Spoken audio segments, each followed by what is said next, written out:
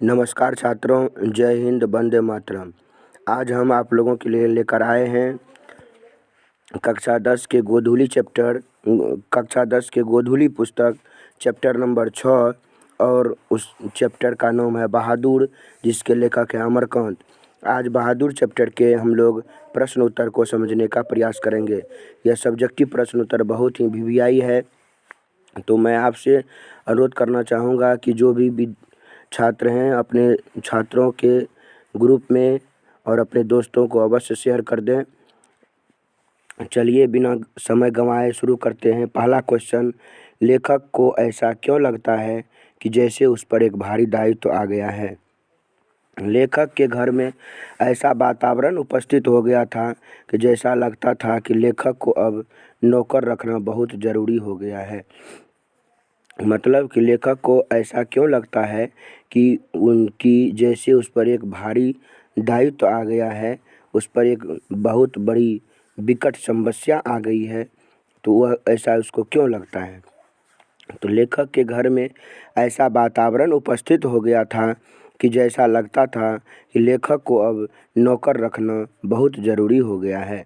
लेकिन नौकर कैसा हो और नौकर कहाँ मिलेगा, इसी कारण से उस पर एक भारी दायित्व आ गया था। लेकिन नौकर कैसा हो और नौकर कहाँ मिलेगा, इस कारण से उस पर एक भारी दायित्व आ गया था। दूसरा क्वेश्चन, अपने शब्दों में पहली बार दिखे बहादुर का वर्णन कीजिए। पहली बार दिखे, उसका उत्तर है कि पहली बार दिखे बहादुर का उम्र 12 या 13 वर्ष की थी। उसका गोरा रंग, चपटा मुँह और ठिगना चकैत शरीर, वह सफ़ेद नेकर पहना हुआ, आधी बाँह की कमीज और भूरे रंग का जूता पहना हुआ था। तीसरा क्वेश्चन है कि कहानीकार अमरकांत को क्यों लगता है कि नौकर रखना बहुत ज़रूरी हो गया था। उत्तर है कि लेखक को नौकर रखना कई कारणों से ज़रूरी हो गया था कि उसकी पत्नी को सुबह से लेकर शाम तक खटना पड़ता था। लेखक की पत्नी अपने आप को अभागिन और दुखिया समझने लगी थी। इसी कारण से लेखक को नौकर रखना बहुत ज़रूरी हो गया था। चौथा नंबर क्वेश्चन है कि बहादुर के नाम से दिल शब्द को क्यों उड़ा दिया। तो बहादुर, उत्तर है कि पहली बार नाम पूछने पर बहादुर ने अपना नाम दिल बहादुर बताया। यहाँ दिल शब्द का अभिप्राय भावनात्मक परिवेश है, इसीलिए निर्मला ने उदारतापूर्वक लड़के के नाम से दिल शब्द को हटा दिया। बहादुर के आने से लेखक के घर और परिवार के सदस्यों पर कैसा प्रभाव पड़ा। तो बहादुर के आने से घर के सदस्यों को बहुत आराम मिल रहा था।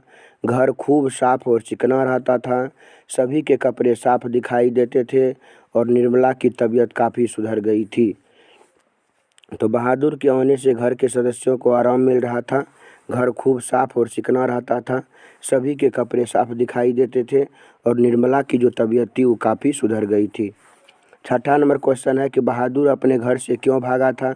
तो बहादुर ने एक बार उस भैंस को बहुत मारा था, जिसे उसकी माँ बहुत प्यार करती थी। माँ ने भैंस की मार की कल्पना का अनुमान लगाकर एक डंडे से उसकी दुगनी पिटाई कर दी थी। इसी वजह से बहादुर अपने घर से भाग गया था। सातवां नंबर क्वेश्चन है कि किन कारणों से बहादुर ने एक दिन लेखक का घर छोड़ दिया था।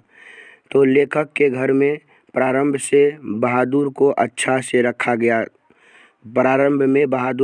से रखा गया, लेकिन कुछ दिन बाद लेखक की पत्नी और बेटे के द्वारा उसे मारपीट और गाली गलौज देते रहते थे।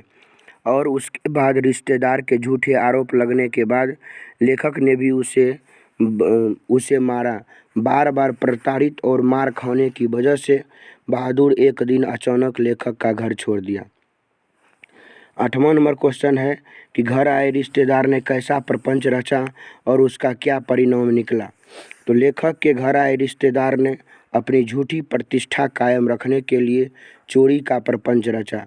उन्होंने चोरी का झूठा आरोप बहादुर पर लगाया और इस आरोप से बहादुर को पिटाई लगी, जिसके कारण बहादुर लेखक के घर को छोड़कर चला गया। बहादुर के चले जाने से सबको पछतावा क्यों होता है? तो बहादुर के चले जाने से सबको पछतावा इसलिए होता है क्योंकि बहादुर के घर के सभी कार्य कुशलतापूर्वक करता था। घर के सभी सदस्यों को खूब आराम मिलता था। वह घर का सभी काम करता था। बहादुर पर चोरी का झूठा आरोप लगाता है तो वह बिना कुछ लिए चला जाता है। यही कारण से बहादुर के चले जाने पर सबको पछतावा होता है।